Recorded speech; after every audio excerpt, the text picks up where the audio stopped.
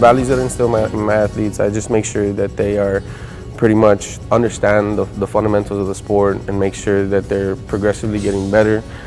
Make sure that they have teamwork. You know, academics are first, because if you don't have the academics, you can't play the sport. So that they're leaders in the campus itself, in the classroom, as well as on the field.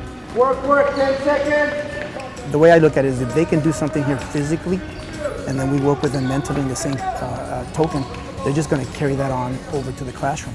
When they think it's tough, when they think they can't do it, and they end up, reading that extra chapter or reading that extra book, whatever the case may be, and they're just getting better. They're getting better in this respect mentally.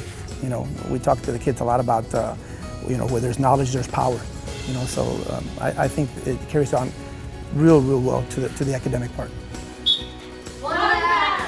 Everything we instill on the court, they can take into the classroom and into life. I mean, that's our ultimate goal as coaches, is to teach these kids to be model people when they grow up, so that they're people who can be hired and trustworthy. We always preach to our kids every day that you're a student first and then an athlete, that being on the court's a privilege for them, and so in order to be on the court, they got to work hard in the classroom.